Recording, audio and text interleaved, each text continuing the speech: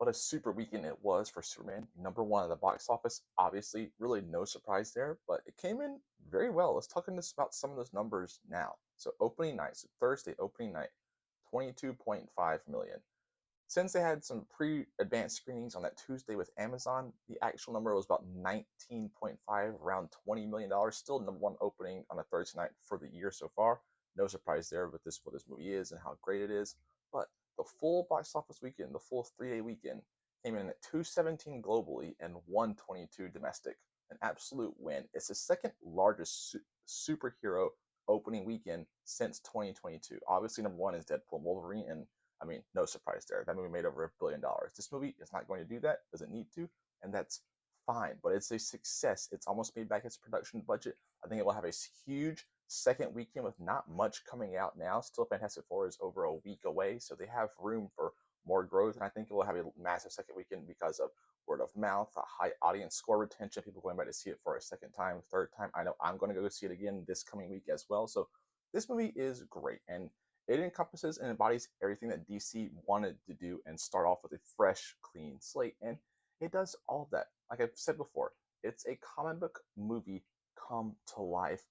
From the comics panels to the screen, it's phenomenal. It's bright, it's fantastic, it's joyful, it's hopeful. It embodies the character of Superman, and they nailed the supporting casting roles as well. Lex Luthor, I'd still say is I think it's the best portrayal we've seen of Lex ever. I think it's even better than the Gene Hackman from the Christopher Reeve movie back in the day. I love what Nicholas Hoult did with this character. You feel why he hates Superman, and you just feel it. He's just a bad person, but you're entrenched by the performance. You understand that, and you want to know more about his character. You want to see him more, and I think we're going to see more of that, obviously. And I will discuss that later. And the whole supporting cast is great, from Green Lantern, Mr. Terrific, Hawk Girl, Rachel Brosnahan as Lois Lane, the Jimmy Olsen character. Shout out my guy Jimmy, Eve, Cat Grant, all the Perry White, all those characters. It works for this movie, and it's great.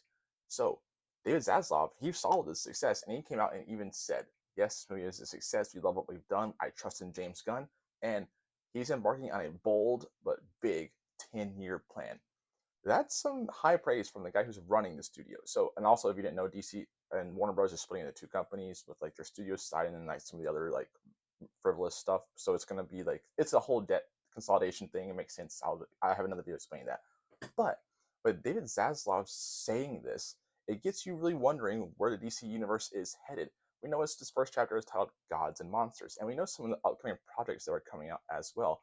We know next year. So we have actually even this year we have Peacemaker coming out next month, season 2 of Peacemaker. He says it's gonna be a big watching season, and there's gonna be some cool cameos, some big surprises, and he said it'll explain and tie up that loose end of the season 1 finale where we saw like Aquaman and Flash, and you had silhouettes of Superman and Batman. So that's interesting. So we'll see where Peacemaker season 2 is going to go. I'm excited for that. I love Peacemaker season 1. It was great. John Cena is excellent in that role. But then next year we have Supergirl, who cameoed at the end of this movie. We see she owns Crypto. Crypto is her dog, and we know her story is going to be is going to be based off the Woman of Tomorrow comic. And the guy who wrote that comic is a writer for Supergirl. That movie is done. It's wrapped. It's done filming. They're probably going to do some posts and add in some things, but the movie is done. I'm excited for that too because we saw the dynamic when she flew in at the end of this movie. She's a lot different than Clark and Kal-El. She is much more. She's probably gonna be much more heavier, serious tone type of movie, and she's the partier of the two. So at the end of the movie, she even says she went to party on a planet that has a red sun, so she could get drunk, and that's kind of what she does. And in the story, I don't really know much about the Woman of Tomorrow story. I know it's widely praised and people love that, but all I know it's she goes parties and then she just enthralled in the whole situation and stuff unfolds. But that movie's gonna be. I'm excited for that because Millie Alcock, great actress. Jason Momoa is in that movie as Lobo as well, and we don't. Crypto's gonna be in that movie, obviously. So I'm very intrigued where that movie is gonna go and the story overall. But I'm excited for that. I'm looking forward to that. The next year, we also have the Lanterns show. Kyle Chandler is gonna be playing Hal Jordan. Aaron Pierre is John Stewart, and that's supposed to be like a space cop but grounded kind of on Earth meets True Detective situation. I'm intrigued by that, and I want to know what that entails and where it's going to go because we already know Guy Gardner is here on Earth. Are they going to investigate something that happens with him? Are they going to help with him? What's the story is going to go? But it has the HBO mantle, so that has me excited for that. Then down the line, we know The Brave and the Bold is coming. We don't know the director of it. We don't know who's going to be playing Batman. But that's another thing in their mantle they're going to be building towards. And we know that James Gunn has said he's wanting to develop, and he's actively trying to get the Wonder Woman script written and done, and they nail a director for that, and they want to cast Wonder Woman. So if you look at, they're nailing little pieces down to have a small like Justice League, Justice Society, the Justice Gang we already know exists, but you have Superman, you have Guy Gardner, you have Hawkgirl, John Stewart, Hal Jordan. Then you can bring in Batman from The Brave and the Bold. Then you're going to bring in Supergirl. What's the threat they're going to face? I don't know, but they have a 10-year plan apparently laid out that ends in a culmination of something. It's not going to be Darkseid, I don't believe. I don't think you introduce Darkseid in the first phase of like whatever they're doing. Could it be like a Doomsday, like a Sinestro Corps? I don't know, but our Atrocitus and the Red Lanterns, I would love that too. Like he's very powerful. Or is it gonna be a Brainiac? But they're building up to that and they have a plan. Think of this as phase one Marvel, and Marvel had a plan, not early on. If you actually read the book and everything, they didn't really know what was going to happen with the success of Iron Man and then Hulk and a couple of things that led up to the Avengers. So I think with the success of Superman, and then if Supergirl is a hit, and then if they can nail down the Brave and the Bold, and then they're leading up to something, I am very intrigued by that. I trust in the overall vision of James Gunn. And I like that James Gunn isn't going to be directing all these movies. He's going to let different directors play in their different crafts and fields. And a lot of these movies will feel different from the other ones. So Supergirl, like I said, it's going to feel totally different from Superman, I believe. And then The Brave and the Bold might feel different from Supergirl. So, but that's a good thing because it lets directors kind of expand on these characters and play and then really do different interpretations and takes on them. So when they come together, they may not clash and they may not work at once. They're going to clash, but they have to come together, form a team, and fight the big threat.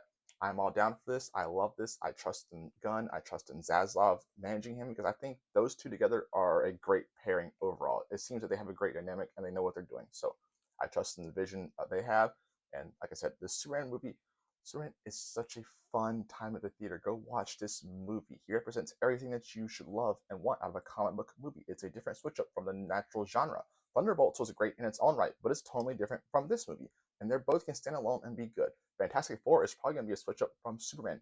And I've loved everything I've seen from the Fantastic Four. So that's going to be a switch up as well. I think we're in a great run of comic book movies coming out. I am so excited for what's coming next. Like people say, there's all this comic book movie fatigue. There's no such thing as comic book movie fatigue, I believe. I think it's mediocre movie fatigue. So if a movie is not great, it's just like, whatever. Like Captain America, Brave New World, not great. That wasn't fatigue that couldn't show up. It just wasn't that great.